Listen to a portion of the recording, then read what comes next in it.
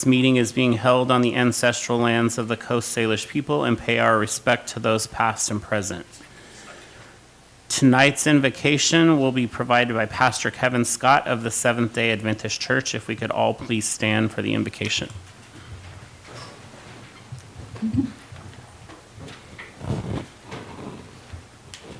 Let's pray. Heavenly Father, we thank you so very much for all you do for us, for your blessings, for your sustaining us. We thank you for this opportunity to meet here as with the Oak Harbor Council. And I pray, Lord, that the decisions made tonight will be made by the guidance of your Holy Spirit, Lord, that will be done in justice. And Lord, I also want to pray for protection for our town and us individually as the storm approaches tonight.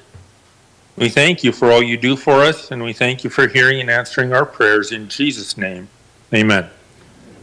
Thank you, Pastor Scott. If we could all now pledge allegiance. I pledge allegiance to the flag of the United States of America and to the republic for which it stands, one nation, under God, indivisible, with liberty and justice for all. All right, this will be both a physical meeting and a virtual meeting. Some members of the city staff or consultants may be participating via teleconference. Today's meeting may be viewed on YouTube, Facebook, and following the meeting on cable channel 10 HD 1090. It says roll call, but we are all present and accounted for. Mayor Pro Tem is participating virtually, so there is no one absent. At this time, the council will enter into executive session per RCW 423110, Parent 1B, to consider the acquisition of real estate by either lease or purchase as pertains to price. The anticipated duration of the executive session is 20 minutes. Executive sessions are not open to the public. Action may or may not be taken upon return to the open session of the meeting. And Julie will announce any extensions to the extension session if needed. It is 5:34 when we go into executive session.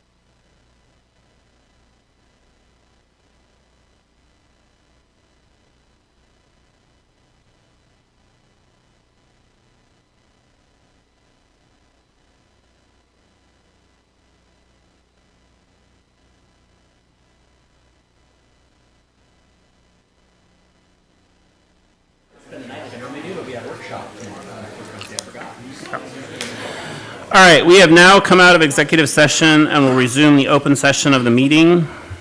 There will be no action taken at this time regarding the real estate matter discussed. We will move forward with approval of agenda. Staff has requested that we move agenda item 9A, professional services agreement with the Economic Development Council of Island County, to follow item 5, consent agenda. Are there any other suggested changes to the regular agenda as presented? Actually, Mayor, I think, Julie, don't we want that after the presentation? No, Sabrina, we moved it to after. Oh, okay, I just wanted to make sure. Approve, yep. Yeah, thank you.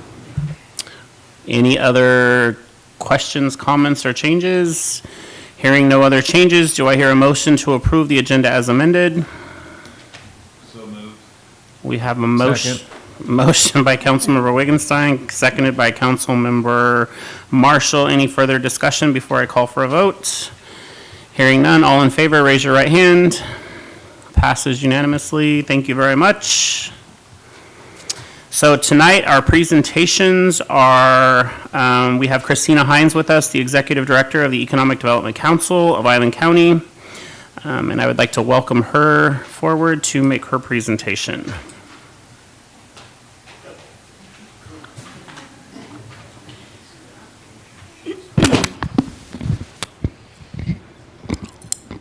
All right. I'd like to thank you guys for having me here tonight. I'm a little afraid of my own voice in a microphone, so heads up with that. So I am Kristina Hines, I'm the Executive Director of the Economic Development Council, and I'm going to go through who EDC is. EDC is what we call ourselves for short. So we got ahead and switched to the next slide for me. Oh, I do. Look at that. Thank you. Okay, so our mission is to create a thriving economic environment where businesses can grow, sustain, and create jobs for local residents.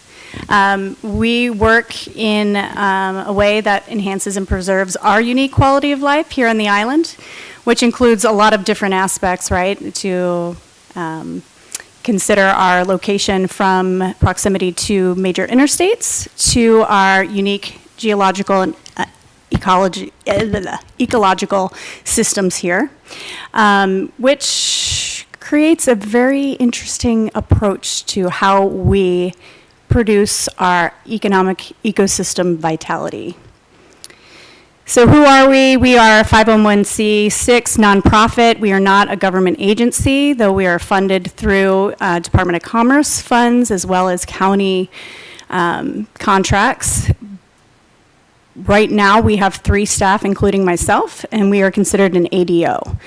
What is an ADO? We are a specially designated organization by the county and Department of Commerce to carry out specific economic development activities in the county. So really, we're looking at it as an organization that rises the tide for all local businesses within our community, and addresses specific economic development strategies and works with our local municipalities and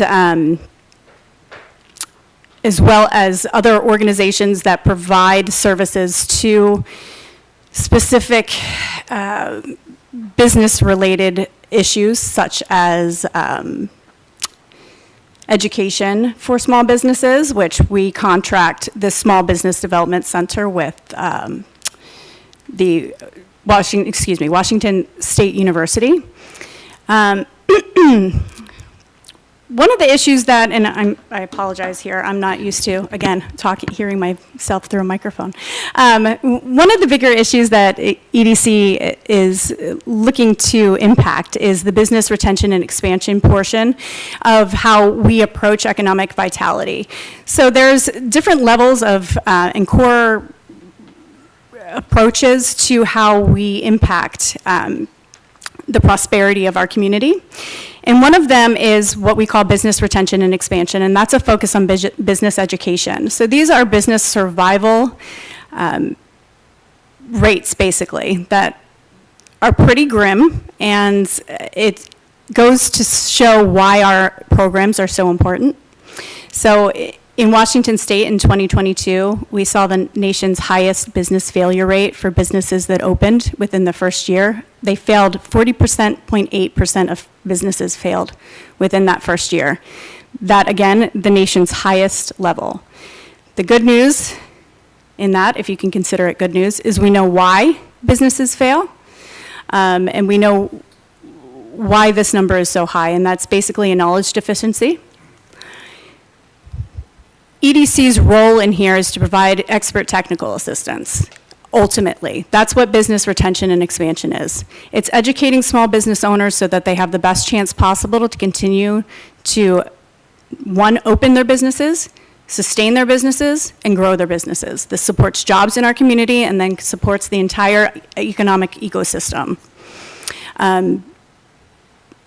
Every one of these reasons for business failure, again, relates back to that knowledge deficiency. So it is not having the ability to research the market or prepare a business plan, not obtaining startup capital or knowing how to obtain that startup capital or secure financing, expanding too fast, which is a very, very common problem that causes failure, remaining rigid and so not pivoting when you need to, or understanding entrepreneurial opportunities, and poor marketing practices. These are all aspects that EDC provides expert advice to fix. In addition to that, the OCARBR's comprehensive plan survey results listed businesses and jobs as among the top 3 most important areas for the city to focus on. Again, this is a niche area for EDC to make the biggest impact. It also recorded at neighborhood commercial businesses and services such as coffee shops, corner stores, local restaurants, and other small businesses as some of the top 3 amenities residents would like to see more of in the city. Again, our services that we provide expert one-on-one attention in these areas to ensure that businesses open and survive. We also are supporters of equitable business ownership and wealth creation by providing this education to all who need it. So it's free. You don't have to be a member of EDC to access these resources. Anybody can come to any of our workshops or meet with our free business advisor one-on-one to learn how to support their own business and create their own wealth and ensure their success. We also attend as ADOs. We have access to all the other ADOs in the state, which there's one in every single county and no more than that. But we talk about best practices and trends in the economic development sector. What does this look like in other counties? How do rural counties in specifically deal with economic development challenges? And having access to that information is crucial because we can see what's worked in other places, why it didn't work, and how it might work in our location, or why we shouldn't spend any time investing in certain solutions. We also participate in legislative updates and ensuring that policies that get into place that may impact small businesses, that we have a voice in that and that our small businesses have a voice in that. So one of the things with our membership is so important is our advocacy role to ensure that small businesses have the representation at the state level and at the local policy level to ensure success and to consider impacts that are maybe indirect to them. Our core work elements are, again, the existing business retention and expansion, new business creation and entrepreneurship, new business attraction, this is our fancy numbers on our website, readiness and capacity building, this is more preparatory and educationally based or activities. Again, we provide that expert advice and education to otherwise unavailable to local businesses. Yes, they can find workshops and videos online, but can they ask questions of those people? No, they can't. And each individual business has unique circumstances based on their own personal challenges as well as the challenges in their community. Having one-on-one support through EDC and through the SBDC is critical to survival. New business creation, so we spend a lot of time focusing on our entrepreneurs and having some, creating time, space, and opportunity for them to meet together, develop relationships. This creates innovation in thought ideas, And we also reduce noise. There are a lot of resources. There's a lot of information for small businesses. What is true, what is not, what is a waste of time, what is not. We've already done that work. We already know what it is. We know how to cut the time out that small businesses spend trying to learn this information. Readiness and capacity building, again, enhancing those connections and partnerships. One of the roles that EDC is really taking is, again, bringing the community together and enhancing relationships. We want to target that, those activities here in Oak Harbor, one of our, obviously, on the island and in Island County, the most populated area. New business attraction. So this is the recruitment piece of bringing in new businesses. This is why for years we've spent saying we have those numbers on our website. Very expensive to put those numbers together to have somebody administer the website and have that information available. But site selectors and organizations that use that data to determine where they want to move their businesses, they know where to come for that data, and they're coming to our websites to get that information. So it's important for us to have it up there, and that supports the business attraction, but we're also going to be doing targeting recruitment. I've increased the contract scope from the last contract that we had that expired in 2023, I believe. I've increased it to include some more activities specifically targeting education of stakeholders in Oak Harbor, as well as other activities in Oak Harbor, which I believe is going to be going to be discussed in a little while when the contract is brought up. These are just some recent testimonials just from the last couple weeks of doing my work. There have been numerous small businesses who have come to me in complete panic that they've spent all their money and they don't know what to do next. And the number of times that this happens in our community is a lot more than it should. And being able to have an organization that resolves these problems for individuals who have spent their life savings on a venture that they weren't prepared for, and us being able to help fix that, and also get the word out that we're here before they make decisions like that that are so impactful to their wealth and the wealth of their community, is super important. And that is all I have today. I don't know if I'm allowed to ask if you guys have questions. Generally, no, but thank you very much. When we get to the approval of the contract, that's when they'll ask questions. Okay, thank you. Mm-hmm. All right, so we are going to move on to the citizen comment period. Citizens may comment on consent agenda items or subjects of interest not listed on the agenda at this time. Citizens will have the opportunity to comment on the remaining agenda items during the meeting as appropriate. Citizens can also visit our website prior to our meetings for methods to submit public comment or contact the city clerk, Julie Nestor, by phone or email. When submitting comments, please include your name and address. Public comments sent anonymously or from a false address will be shared with the mayor and council but will not be displayed. We received one new public comment since our last regular meeting, and it is displayed here.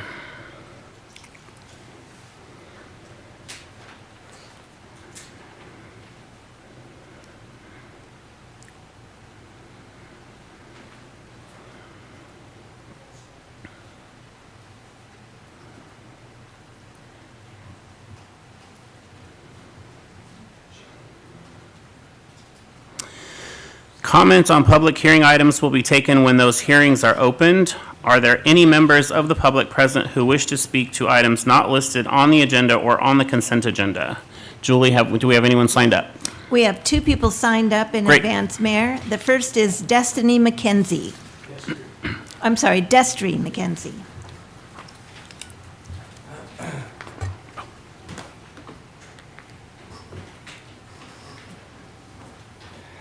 All right. Good evening, Council, Mayor. My name is Destry McKenzie, 30-year retired U.S. Navy and a resident of Oak Harbor since 2008. My chief complaint to the Council this evening is, how is it that an elected city official can get away with violating Oak Harbor City Municipal Code and HOA CCR when the rest of the residents are mandated to be in compliance? To elaborate on this, on 15 August of this year, I noticed Mr. Wright constructing a fence, and since our property lines border each other, my wife and I wanted to ensure that his fence did not extend to our property. He escorted us to his backyard, and I commenced to show him the property line. He was very difficult to speak with. He was irate and very loud. I could sense that he was frustrated. He told me that if I had any issues with the fence, that I needed to address it with his contractors and not him. I reminded him that he is the owner. I wouldn't go to the contractors. I would speak directly to him. When my wife asked Mr. Wright a simple question, he got even more irate and blatantly told my wife to shut up. According to the West Meadows Covenant Conditions and Restrictions, Section 9, Fencing, and 11, Codes, and the City of Oak Harbor Municipal Code 19.46.050, Fences and Hedges, the fence that Mr. Wright recently built in August of this year does not comply with the City of Oak Harbor Municipal Code, nor does it comply with the West Meadows CCR. Mr. Wright's fence measures 87 inches at the horizontal cross-boarding fence and 91 inches at the highest vertical post. Both the West Meadows CCR and Oak Harbor Municipal Code state that no fence shall be higher than 6 feet, 72 inches, for residential housing. This non-compliance fence surrounds 3 neighboring homes. This non-compliance fence surrounds 3 neighboring homes. If you were to drive anywhere around all residential homes within the city limits of Oak Harbor, you will not see a single fence that is 8 feet high or not in compliance with city code. When all this started, I informed the West Meadows HOA president. This was 16 August of this year, of the violation in hopes to resolve. The president said that he would address with Mr. Wright. However, after numerous attempts, he was unable to contact him, nor did Mr. Wright ever reply back. I then pursued this further by contacting Oak Harbor City Code inspectors. On 7 October of this year, I notified the City Oak Harbor Code inspector. On the 10th of October this year, City Code inspector came to my residence, took photos of the fence. Mr. McKenzie, I'm so sorry. You have 3 minutes to speak, and your time is finished for this evening. That's it? I mean, we're here till 9:30. There's only one other public speaker. I'm sorry, sir. We state right on our agenda that there's 3 minutes for speaking for public comment. Okay. You could submit your comment to the development staff. All right, I'm going to state mine in closing real quick. So what is more upsetting than Mr. Wright getting away with this violation? Mr. McKenzie, I'm sorry. Your time is finished. We respectfully ask for you to finish. Well, I respectfully request that Mr. Wright apologize to my wife. Thank you, Mr. McKenzie. Thank you for your comment, sir. Julie, who's next? Troy Hagan, hopefully I'm saying this correctly. My apologies. I was just signing in because I was so excited to be here. Well, that will change. Perfect. It's nice to have people excited to be here. Mayor, that concludes those who had signed up to speak in advance. Great, thank you so much. Is there anyone else that's with us here this evening that would like to step forward and make public comment at this time that didn't sign up? Yes, please step forward, state your name and your address, please, for the record.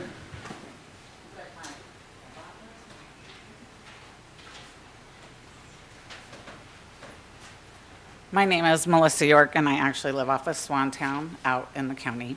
My comment is actually regarding Kristina's presentation, and I wanted to let you know that 10 years ago, I went to a meeting at the library with the EDC. I believe it was like an hour and a half to 2 hour session, but they gave me like a stack of information. I got a card. I had to there was a ton of us that signed up, and it was super beneficial. I've had my business for 10 years now, and it was just something that If you guys haven't, I thought that that was really, really great because I go to the library, I saw it posted there, and I just wanted to give that comment because it definitely will help out. Thank you very much. Great, thank you. Anybody else with us this evening that didn't sign up that would like to step forward and make a public comment? Yes, sir. Please step forward, state your name and address. Ozell Jackson, and I'm at 1616 Ozell's Road, out Strawberry Point. I am a board member for the Economic Development Council, as well as a volunteer with the Opportunity Council. I work with the college. I've been here since I was 3 years old, so grew up in this area, and I'm really vested in this community. And I just wanted to comment on the importance of what Kristina is doing. So there's been a time when we have all these benefits, all these benefits and resources are out there, but people just don't know about them. And one of the things that I believe that we have dropped the ball on as a community is coordinating the efforts, making it so that we provide opportunity to actually not create people who need benefits, but build businesses that can support people moving up the ladder, businesses that are growing. And we looked for a long time before we decided to get Kristina into the position. Her background is uniquely suited for being able to take a business, also analyze the businesses that are in the community, and make it so that more businesses could prosper, more people can make more money working for the businesses, because if your business is more successful, you can move people up the ladder. And she has a strategy to do this that was amazing when she presented it to the board. So I just wanted you to keep that in the back of your mind when you're making decisions on what we actually need to fund her success, which is actually funding the success of businesses around here. Thank you. Thank you very much, sir. Mayor, if I could, just to point out for those present, if there are other comments, since this is an agenda item, the council takes comment on the agenda item at that time in the agenda. Thank you. Anybody else that would like to step forward and make comment on something that's not on the agenda? All right. Hearing no one else who wishes to speak at this time, we'll close public comment and move on to consent agenda. Staff has presented the listed consent agenda items, all of which were included in the meeting packet. Are there any objections or changes to the consent agenda? Hearing none, may I hear a motion to approve the consent agenda? I move that we approve the consent agenda. Second. We have a motion presented by Councilmember Hoffmeyer to approve consent agenda, seconded by Councilmember Wittgenstein. Any further discussion before I call for a vote? Hearing none, all in favor, please raise your right hand, and can someone please put Mayor Pro Tem back on the screen? I can't see her. Okay, you can? Okay. So passage unanimously. Thank you very much. We're moving on to contracts and agreements now. Professional services agreement with the Economic Development Council, or Economic Council of Island County. And here again to talk to us is, well, actually, it's someone new this time. Introducing Development Services Director David Kuhl and Economic Development Coordinator Steve McCaslin to present. Thank you, Mayor, Council. So you heard Director Hines talk about what they do, and she actually hit the brunt of what I was going to say in here, so I'm going to be brief and hit the major points and about this professional service agreement with the Economic Development Council. So there's been one in place for a lot of years, and I could go back as far as 2018 and find one. There might be even prior to that, but that's the farthest one back I could find. And it's all around having the EDC able to, on request, help the city with its economic development activities. So we met with Director Hines back at the beginning of October to talk about the renewal of this contract, and she showed up and she doubled the scope of work without us even saying anything. So there's a lot more to the scope of work than there was in the contract. So the highlights of that Our stakeholder engagement is new. So whatever we want, focus groups, workshops, education, those types of things.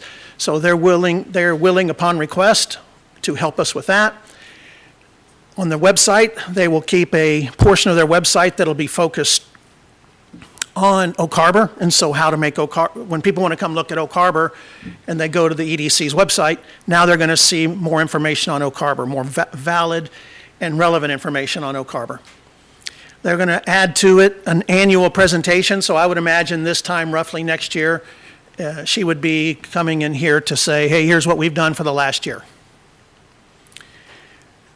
Development project support, so all the initiatives that will come up and start going upon request, they will be able to help us in any way they can with those. And then business support services here. So you see 3 tracers under the bullet. The first one actually applies to business creation, which is what she talked about. This is the startups, entrepreneurial stuff, incubators and things like that. So be able to help with that. The second one is the business retention and expansion, which she mentioned and talked about. And the third one is really revolves around attraction of new business or business attraction. The new contract, and those are the changes to the contract, I mean the additions, which are really the changes other than the dates and all. So would start January 1st and would go for 2 years to December 31 and 2026.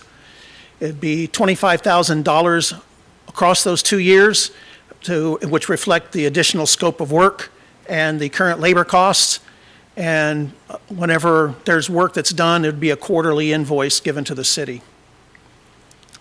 So I'll open up for questions, but this would be since that's really the change to the previous contracts, would be the recommended motion. And so if there are questions, I'd be glad to entertain them. And I've got 2 board members and Director Hines here with us too. Great. So before we get to the questions, I'm going to confirm with Julie Nestor, our city clerk, that we received no public comment on this issue. No, Mayor, no comments were received in advance of this meeting. Great. And then I would just ask those present with us this evening, do any of you have any public comment that you would like to step forward and make at this time? All right, hearing none, I will call upon council for their questions and comments. Councilmember Wiesner. Thank you, Mayor, and thank you for that presentation. The $25,000 is spread amongst the 2 years. I just want to make sure I'm clear. Is that $25,000 annually or $25,000 for the biannual? Biannual. It's for the duration of the contract. Okay, thank you. Thank you, Councilmember Wiesner. Councilmember Stuckey. Got to throw out one hard question or two. So I do have a question about reach, and I do like how that was partly addressed and what this money is going to go to. You know, I don't question the value of the EDC, but I do question the reach. I mean, I use myself as a case study here, and I didn't know they existed till I became on council. Now, certainly partly that could be on me, but I'm pretty in tune with the community. I didn't know they were there. When I go to ribbon cuttings, and I go to a lot of ribbon cuttings, I try to talk to the owner for a little bit. I've never heard anyone mention the EDC. And that doesn't mean that they haven't used it, but I've never heard it mentioned. So with this contract and with part of this money going to helping to expand reach, what does that mean practically? I'll let the director respond to that. Okay, so what that means practically, we have now more staff members who are specifically trained in social media marketing. I also have a master's degree in mass communications and marketing. So one of the reasons I was brought on board is to expand that reach and to be able to let people know that this resource is here. That has been historically a problem, you're right, but that is no longer going to be a problem. And as you can see, I've been to nearly every major event here in Oak Harbor, along with you, council member, over the last 3 months to show who EDC is, to develop those relationships. It starts with the major organizations, and then it funnels down to the small businesses. I'm also going door to door to these small businesses to let them know we're here. But that is how I'm going to be tackling that in terms of reach.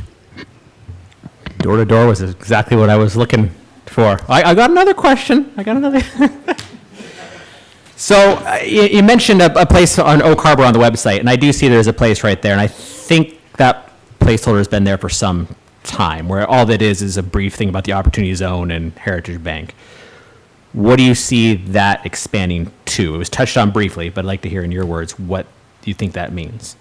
Well, that's actually up to the city of Oak Harbor. That information that is updated on the website was directly from our previous contract. I can work with the city administrator to figure out what the city needs to or wants to be reflected on our website for recruiting purposes or any other economic development purposes to have listed up there. I have a web developer who can make changes within 24 hours. And last question, I kind of know the answer, but I'd like to hear it from you. If someone were to say, well, we've already got chambers of commerce, they're well known and they're all around the island, so how do you differentiate? I know, but if you could elaborate, I would appreciate it. So yeah, the difference between a Chamber of Commerce and EDC, so what we do differently is EDC really focuses on the technical aspect of running a business, the expert advice on how to read your financials, how to understand how your business works, how to hire employees, what to do when things go wrong, how to ensure that you are within operating compliance that prior to needing maybe a lawyer or an accountant. Obviously, we're not lawyers or accountants, so we can't give that professional advice. And we are making sure that we are providing that technical service that is a little bit deeper than the services that our chambers of commerce provide. But we also partner with them to ensure that our reach and their reach is the same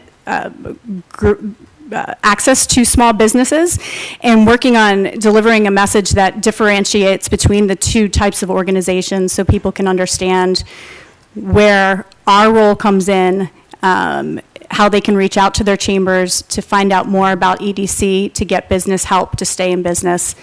And then we also promote our chambers as this is a huge marketing opportunity.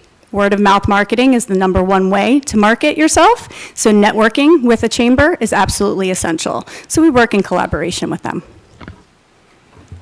Okay, thank you. And assuming that this is approved, it would be wonderful to get some sort of rough data in numbers of how many people are being helped and how many people are being served. I know that's vague, but something, so we kind of know, did this infusion of cash make a difference? Did it not make a difference? It would be nice to get some numbers of, we've helped this many places, maybe some more case studies, or even be able to get some of those people to speak for themselves. I know there's some privacy issues. You can't just open the floodgates. I get that. But some numbers would be helpful in these decisions. Absolutely. That's something that I'm able to provide. Now, how deep I can go, whether or not it's capital infusion numbers, I mean, we're going to certainly try. We're going to try to get you as much proof as we can that this was a good investment by the city, because ultimately, if it is, we would like to expand our services and the contract in the future.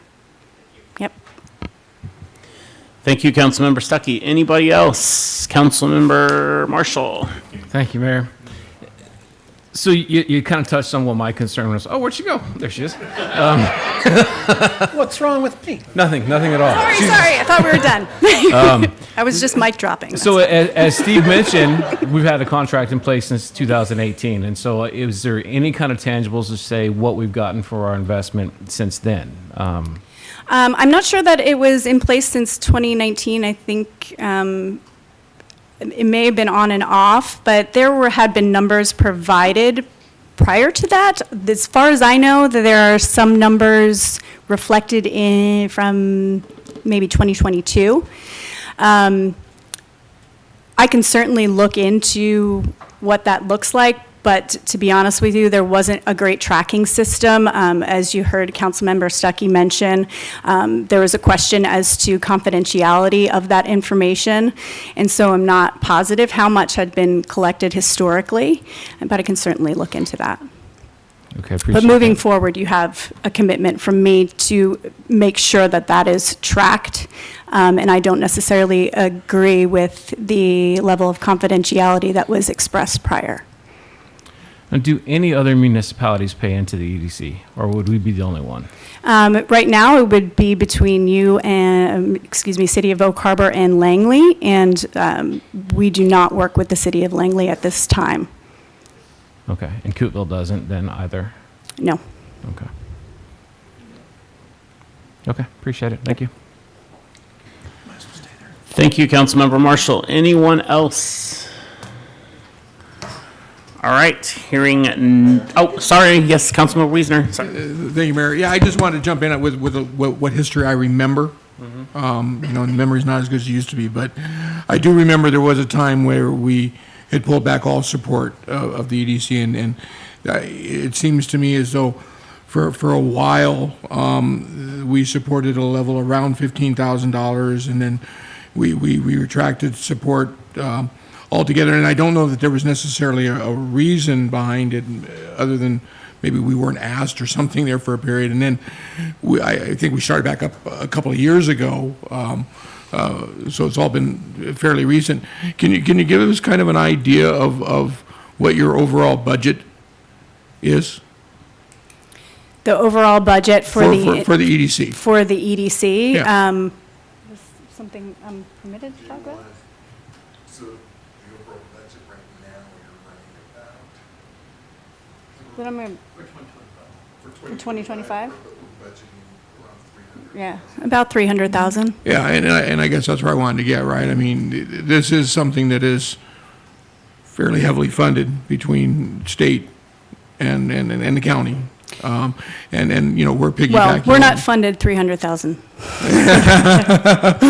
So that's. I've got a lot of work to do. Got a lot of work to do.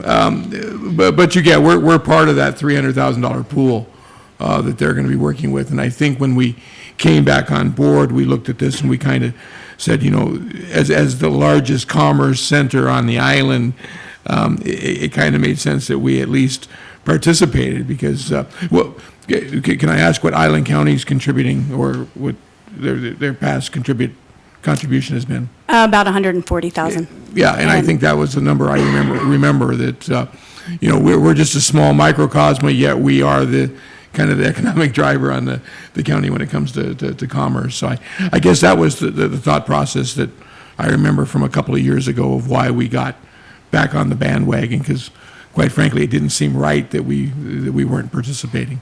So. And to add to that, I think that one of the things were that there wasn't targeted events here in Oak Harbor as it should have been, and that is, again, something that is absolutely changing moving forward. Great, thanks, Kristina. Anybody else before all right, Tim, could you put the motion back up on the screen, please?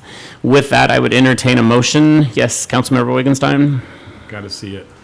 I move to approve the professional service agreement with the Economic Development Council for Island County. Second. We have a motion as presented by Councilmember Wittgenstein, seconded by Councilmember Hoffmeyer. Is there any further discussion before I call for a vote? I can't see Mayor Pro Tem, so I'm assuming we're good. Okay. So all in favor, raise your right hand.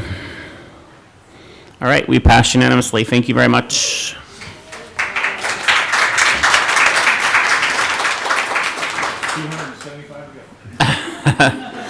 All right, we're going to move on to mayor's comments. First being State of the City. It will be my pleasure to share the progress of our city with the Greater Oak Harbor Chamber of Commerce to provide the annual State of the City address on Thursday of this week at the Center here in Oak Harbor. We have an upcoming meeting with Spin Cafe. It takes a village. The city will host a public conversation about Spin Cafe on Wednesday, December 4th from 6 to 9 p.m. here in council chambers. My thanks to Chief Tony Slowick for working with me to provide a forum to respond to community questions, provide transparency, and encourage open discussion. And we're inviting as many of the public to be here and be a part of the process as possible. Holiday office closures. We have city offices will be closed on Thursday, November 28th and Friday, November 29th in observance of Thanksgiving holiday. Thursday's waste will be picked up on Friday. It's that time of year for winter weather, road closures, holiday events, and community fun. The city invites you to visit our website for updates as they become available for weather advisories and closures. Here are some upcoming community events in our area that are posted on the screen up here. I want to take this time to extend a super big congratulations to the Oak Harbor High School girls varsity soccer team on being district champions.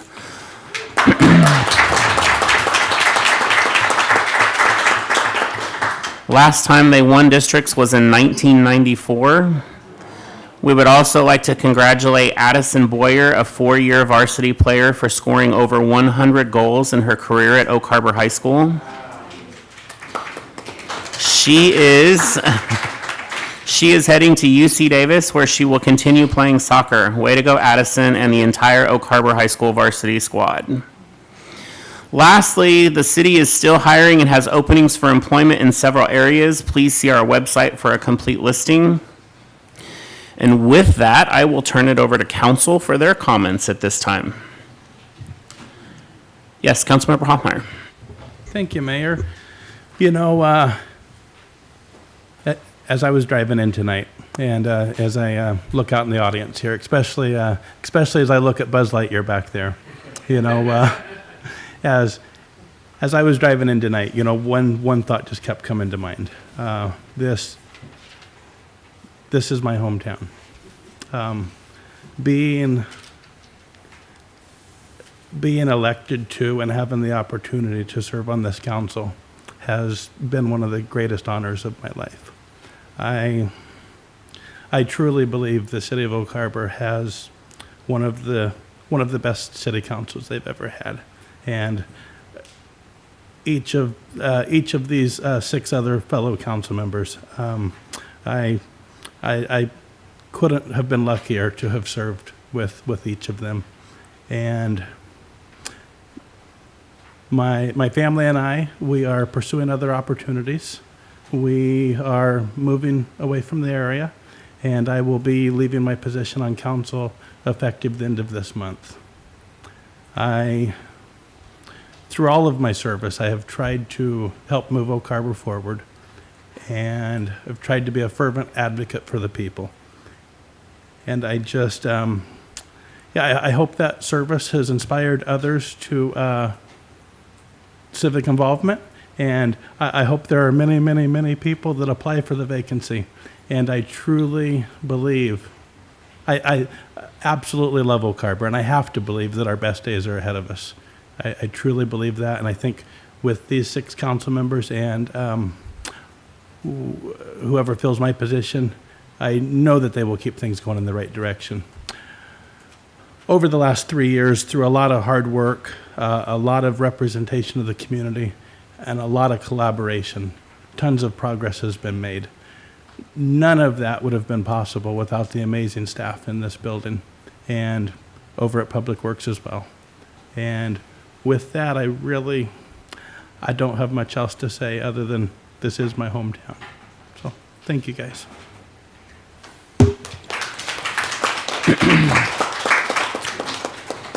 All right, any other comments from council? Mayor Pro Tem, nope, you good? Everyone's good? All right, hearing none, we will move on.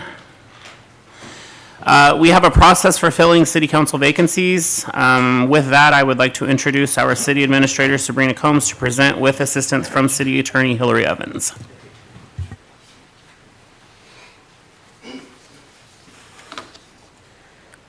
I'll let Tim get the slides up.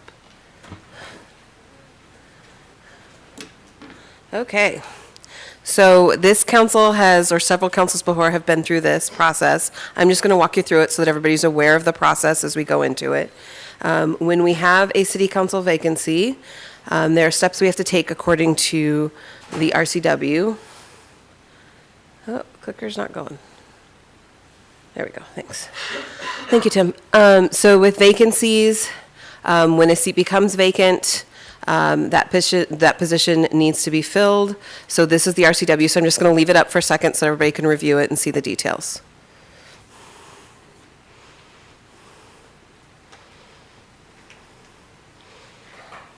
And I'll provide the rest of it on the second screen.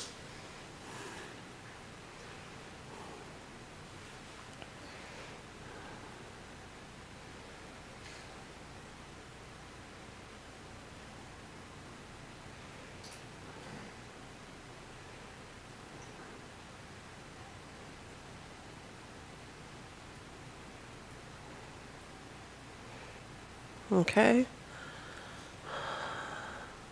So, oh, did it skip one? I think it skipped one.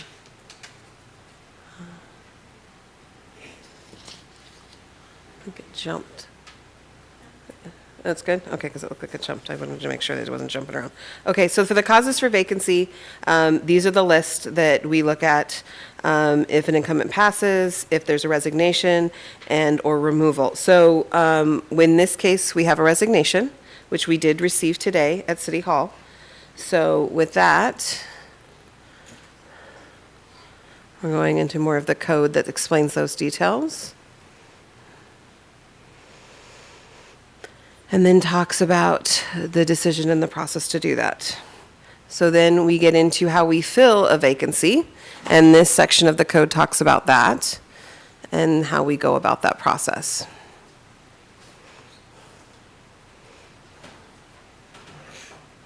I just want to make sure everybody has a chance to see the RCWs. Okay, so with that, sorry, these sections are very long in the laws. So for this term and this position, it would be filled through December 31st of 2025. And that would allow us to, that's how the seat is. So we would fill until the next election. And after that general election is certified in 2025, then that person would take over in that new seat who ran for the seat. And we've had that happen several times at the city.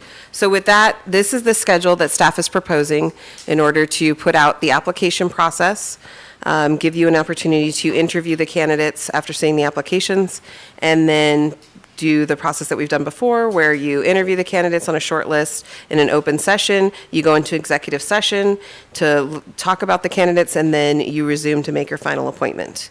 So we want to confirm that this schedule works for you as a council. Or if you have any questions about that process.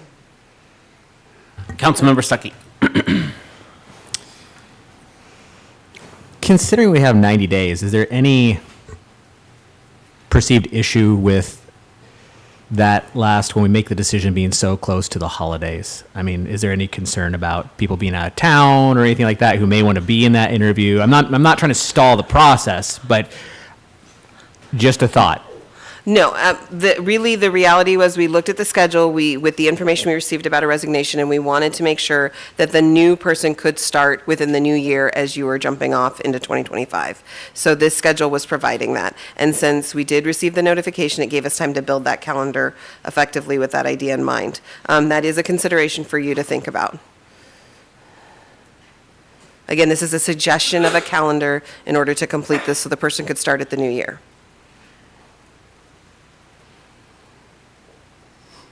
Yes, Councilmember Wiesner. I guess my question would be, why would that be important? It just allows the person to start fresh in the new year with the new budget, with the decisions you're making at those first meetings. Again, this is proposed for you. The idea is to give you a sense of how we could do this in a timely way so that that person could start fresh in the new year. You could delay it if you want to change the calendar date, but our goal was to allow that person to start right away at the beginning of the new year, like I said. I can go either way. I guess I am concerned about the holidays and, people already having plans and candidates potentially having plans. And, is that going to deter a candidate from applying, knowing they can't be here for an interview the week before Christmas? You get it. We just want to make sure that we get as many qualified people in that pool as humanly possible. And that's my only concern with the date. So I'll yield to the other council members. Councilmember Arms. Serena, can't we do it by Zoom too? If somebody's out of town, can we not do it by Zoom? Technically, you guys have had discussions about your virtual meeting. I have Hillary on the line so she can answer if that's a concern, but since you allow for Zoom at your meetings, for virtual meetings, that is a possibility. But typically, the council has wanted people to be here in person to have that presentation and that conversation face-to-face for the interview. So I know in the past that has been the requested suggestion that we move forward with. I realize it's the holiday and everything, but I think it's important that we don't put it off. I know it's difficult for everybody, but I think it's important to be, you know, that if you want the position, you're going to make the time to do the position, because we have so many things going on. When are we going to put them in? The middle of January, the 1st of February? You know, I know it's kind of a rough time, but I think it's too important with all the things we have on the docket. And if you want it, you're going to have to make the time. And I know it makes it hard on everybody else. They got plans. I'm the person who doesn't, so it, you know, it always makes it interesting. But, you know, I just think it's really important. We have so many things going on. Huh? Well, and it could be the argument the other way at the first meeting of the new year. At the workshop tomorrow, I will be coming to talk to you about your council calendar. So that's another piece of this conversation as you move into that, so. Okay, thank you. Thank you, Councilmember Arms. Councilmember Wittgenstein. I think the timeline's fine. I don't have any really issues other than a special meeting that, you know, I can make it work. But yeah, I think just get it done, get it over with, get started so that we can start that year. I did want to ask, though, you say the appointment goes through the end of the year? The position was ending at the end of the year, and this Correct. position goes through the election, Okay. and then once it's certified, that person starts immediately. And I think Councilmember Stuckey was one that fell into that So was Barbara. system, yeah. Councilmember Yeah. Arms was, yeah. And so that, I just wanted to clarify, because Yeah. it looked like on your slide it said through, It was talking about the term. correct. And there was just to clarify, we weren't a little confused in that. So this timeline works for me. Mayor Pro Tem has her hand raised. Yes, thank you. Okay, thank you, Councilmember Wittgenstein. Mayor Pro Tem? Thank you, Mayor. I'll lower my hand here. The timeline works out for me. I think it's important that we get somebody in that spot sooner than later, and you know, having them start at the beginning of the year, it just seems like a nice, clean way to do it. Plus, there is the AWC conference, usually like third, fourth week of January, the legislative conference. So it would be nice if we had somebody on board who could go to Olympia with us and take advantage of that educational opportunity. So I'm fine with the schedule as is. The special meeting on the 10th works for me.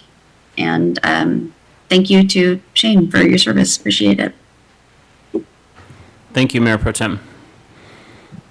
Anyone else? Councilmember Marshall? Well, since I'm the last one to go, I'm just gonna make the motion, because it works for me too. And it, and it's consistent, right, when I got appointed. It was about a 30-day turnaround. I mean, Councilmember Mack resigned December 31st, and I was appointed the first part of February. So it's a consistent timeline with what we've done in the past. So with that, I move to approve the proposed application schedule for filling the Oak Harbor City Council position number 5 vacancy. Second. All right, we have a motion as presented by Councilmember Marshall, seconded by Councilmember Wittgenstein. Is there any further discussion before I call for a vote? Yes, Councilmember Hoffmeyer. Quick question for Hillary. Hillary, is it best practice to lay off on this one totally, right? You can do everything except for approve the new person taking your spot. Right on, thank you. All right, any other questions? Hearing none, all in favor, raise your right hand. Passes unanimously. Thank you very much. Moving on to public hearings and meetings, we have public hearing ordinance number 2011, adopting the 2025-2026 biennial budget and wage and salary schedule and plan of classification. Here to introduce this topic is our Deputy City Administrator, David Goldman.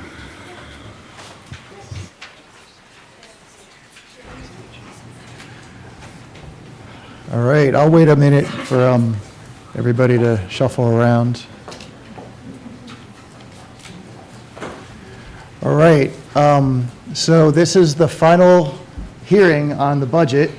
As you know, we've been through this presentation 3 times before, and we went into detailed discussion on various items and made changes to meet the direction of the City Council and also from some of the input we have received.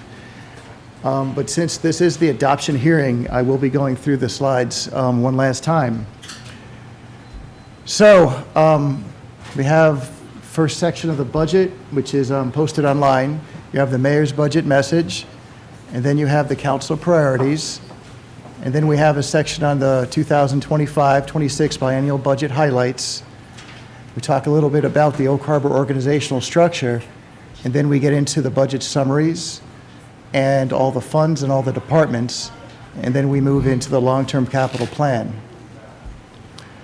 So the mayor's message was a message about city delivery service, service delivery, yeah. How staff is valued as an important resource, that we could not be able to do half the things that we do without the staff that we have. Talked about grant funding for capital projects and how much more effort that we've been putting into grant solicitation and grant achievement in the past few years, and we're looking to continue that going on for the next 2 years and beyond. Various capital projects that we need all over the city. We did talk about the fact that the city council voted to reduce utility rates by 19% a few months earlier this year. That will take effect in January and February of 2025. And we did talk about the city council priorities. So this was the calendar of all the budget meetings and hearings that have occurred so far. We had the mayor's preliminary proposed budget back in September. We had the mayor's proposed budget in October, and we had the first hearing on the property, well, the only hearing on the property taxes and the first hearing on the proposed budget November 6th. Actually, we had a hearing on the property taxes back in August as well, a little bit before that. Also, and today, November 19th, is the final hearing on the budget. So, as you might recall in the past meetings, we discussed some of the increases that we've received from our regional water supplier, the city of Anacortes, and also increases on solid waste tipping fees from Island County, and the need to take a look at water and solid waste fees next year. We also discussed the statewide issue. Actually, it's a national issue regarding transportation funding that we're going to need to address in the next year or two for the city of Oak Harbor. We also discussed the annual adjustments that we'll be making to the master fee schedule. We'll be talking a little bit more in depth on that tomorrow at the workshop, and there'll be an adoption hearing for that in December. And with that, let's go through those slides, which I have updated per the direction from City Council from the last meeting 2 weeks ago. So as you will recall, we talked a little bit about Parks and Recreation Department, about how there were some recreation requests that were not included in the original budget. There was deliberation, and the consensus of the City Council was to go ahead and include those requests into the budget for 2025 and 26. Those include some startup costs and operating costs, as you see in this column here, just under $100,000, and also some personnel requests, which include camp counselors, sports officials, and recreation leaders. Personnel would be scaled to those programs. I'll try my best. So the next slide is a breakdown of how this actually pans out. The number 214,700 was the total amount of revenues and expenditures that was added to the Parks and Recreation Department. The majority of the revenues come in fees, like fees from youth programs and adult programs, some donations, and there is a No Child Left Outside? Yes. Outside grant. I always get that mixed up. So those are the revenues coming in, and then the expenses are down here. You can see salaries and wages for that personnel, and you have some the costs to operate these youth programs and camps and various other things that were approved to be included in the budget. So the next slide is all funds. You can see 2024 compared to 2025 and 26. And I remember Councilmember Wiesner had actually brought this issue up during the second workshop. You know, what's actually going on with the budget between this year's budget and the next year's budget? And if you look at these numbers right here, it'll show that, you know, it's going up 9.4% if you just look at these numbers without any context. And these numbers are broken out by the type of fund, like capital project funds, enterprise funds, general fund, and so on. So if you just look at that, you'll think the budget is going up. But if you look at this breakdown, which is hard to read on this screen, but we do have it in the backup in the agenda package, you can see that if you remove those fund balances and those transfers between funds, in actuality, the budget for last year, if you take that out, was about, what was that? About $81.7 million. And for 25, it's actually going down a little bit to $81.2 million for a slight increase of, it looks like, 0.5%. Now, the remainder of that stuff, the budgeted fund balance, which we're required to put in the budget as a resource, whether we use it or not, the fund transfers between various funds, and also the interfund charges, which basically count, they have the same effect as transfers between funds. If you look at these, you can see that this really was the reason why things are going up. But in reality, when you look at the actual operations of the city, and even with the capital projects included, the budget's not really going up. So here's the biennial budget. This is different types of funds. The general fund, which is the fund that has fire, police, parks and rec, and and some of public works, but not all of it. That's about 25%. The internal service funds, which have most of public works, and also are reserved for replacements for vehicles and facility replacements and so on, and computer equipment, it's about 22%. Our enterprise funds, which is our water, our sewer, our wastewater, and our marina, and all the utilities, that's 42%. That's the largest one. And then we have some smaller funds here. Special revenue funds are basically funds that are restricted to be used for special purposes by the state. This is real hard to read from even from me. I gotta look at my screen here. But this has all the revenues for all the funds in the city. And I basically broke it down into 4 different areas. The top is recurring revenues. These are revenues that we get every year, that they go up slightly or they might go down, but they don't really move, they don't vary greatly. And you could see that between 2025 and 26, it's going to be within 1 or 2% of those numbers. Now, if you look at the non-recurring revenues for 25 and 26, you can see that these are much more variable. As a matter of fact, this 26 number is almost $25 million, and most of that are grants and, proposed future possible grants and possible bond proceeds for the marina reconstruction and dredging and project that we had talked about, and we're going to talk about a little bit more tomorrow at the workshop. Then we have a mix of both of those two things that, vary some years it doesn't, like next 2 years doesn't vary all that much. And then you have all those transfers I talked about, the transfers between funds, and also the interfund allocations, basically charges for services from the various funds to each other. The next slide, now we got the expenses, and you could see here that the expenses, you got expenses for capital outlay, you got the debt service. Right here, you got depreciation. That's not really a budgeted amount. That's an actual amount and it's not actual. None of the depreciation is like one of these accounting things that you have to account for, but it's not actually cash going out the door. It's just something we have to account for. Then you have these interfund charges, which I talked about, going between funds. That's jumped up, and by the way, it's jumped up primarily because we're instituting a facility and infrastructure reserve for replacement charge. A lot of those funds for infrastructure and utilities repair for replacement were in the utilities funds, but we are now moving that to a special sinking fund, a reserve for replacement fund, for the same purposes. It's just kind of going out of the operating funds and going into a special fund for that purpose. So David, I was just going to have you explain that kind of ties into the depreciation, though. We're looking at that number, and that's part of our replacement costs, are things that are built into there. So, yeah. Yeah, that's what the state auditor says the rule of thumb is. You got to use, even though it's not a budgeted number, you should use the depreciation as a rule of thumb to guide how much you're going to put away for a future replacement for these large capital projects. It's just part of the cost of doing business, of city government. Then you have personnel. You have the union contracts, and you have the non-union employees are getting 2.5% starting in January.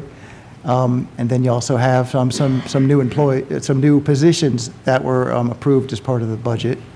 And then here's those transfers I talked about in a few slides ago. Those transfers are going up for 25. It's coming back down a little bit for 26. These transfers are going up in 25 mostly because of that reserve for replacement I talked about for the infrastructure and utilities. It's more of a catch-up contribution from 2022, 2023. We're just moving that money over to those funds for future reserve for replacement. We just can't do it as part of this line because it's previous years, so we have to do it as a transfer. It's like a technical thing. Now here's a general fund. This is the largest fund in the city that has most of what you might experience out there as a citizen.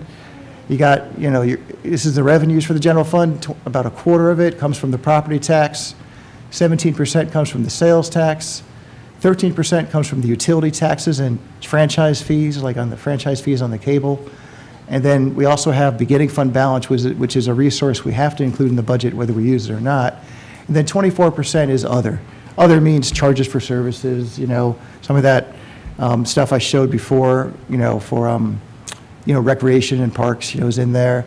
Also, you have charges for services for development services and so on. So that's a whole lot of smaller accounts, but it adds up to 24%. These are expenditures by department. You can see it's in alphabetical order. City Council's on top, development services, it goes down to fire, finance. Sorry about that. And then you have the mayor and administration department. I split up parks and recreation here just because historically recreation has been in a separate fund. We're moving it into the general fund this year, for 25 and 26. In the future, that'll be combined. But anyhow, I just wanted to show a little bit of history there. But here's the breakdown of each individual department, and there's a heck of a lot more detail in the budget itself because we broke everything up into programs as well. Here's an overview of the general fund. I have the major operating funds in the next 10 slides or so. I'll try to go quick. This hasn't changed a whole lot in the last 3 presentations. But in beginning at 2000, I have 2023 actual results, 24 budgeted results, 25 and 26 budgeted results as well. Of course, it's future. We're not going to know until the year closes.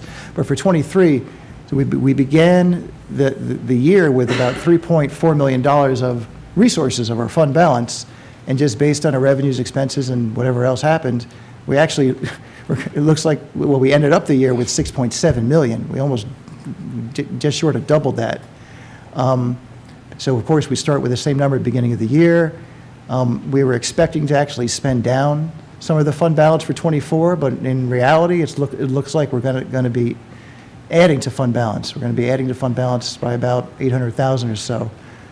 And then you got, for 25, we'll start with that number there, 7.6, and over the biennial period, we'll end up with about $4 million. And that's because we have those capital projects. Well, part of the reason why we added money here is we had budgeted capital projects that we were not slated to finish this year, and we're going to carry forward that until 25.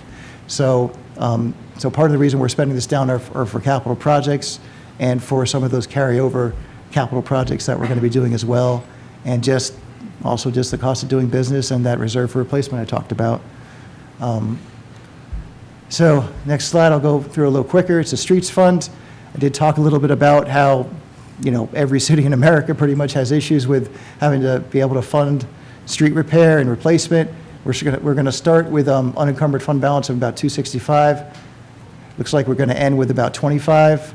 Hopefully, we'll be able to discuss some ways to plug that hole or potential hole, because if it keeps going in this direction past 26, well, we'll discuss it over the next 2 years.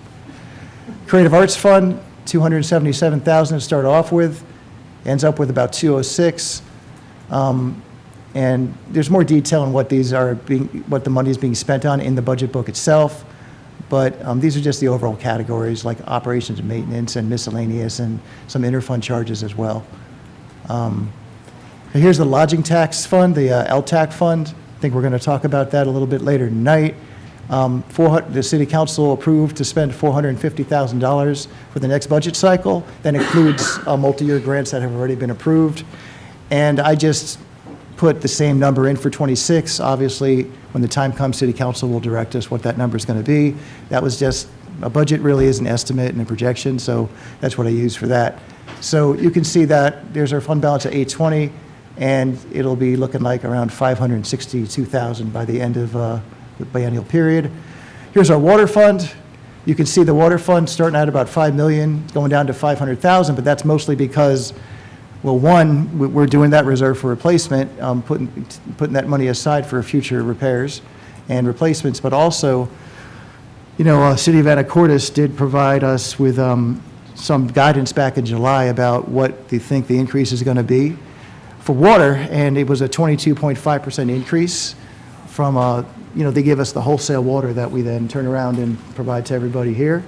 I just got news on Friday from the City of Anacortes. The contract requires them to give us a 45-day notice of, you know, what the new rates are going to be. And those rates have been adjusted upwards by about $200,000 a year, or you divide that by 12. Anyway, that's about 26% or so, 27% over what we had budgeted in the past. So, yeah, we're definitely going to be talking about water, you know, next year. We got the wastewater fund here. Start off with about $7 or $8 million. It's going to end up with 1.7, mostly because, you know, we're doing that reserve for replacement. That, you know, we have a pretty new clean water facility, but of course nothing lasts forever, and we do need to put funds aside for replacements, for future replacements for that too. Solid waste fund, you can see here it's about $2.1 million. It's going to be down to almost $10,000, and you know, those solid waste tipping fees went up by about 22%. We got notice from the county, and they told us to, they changed their formula a little bit.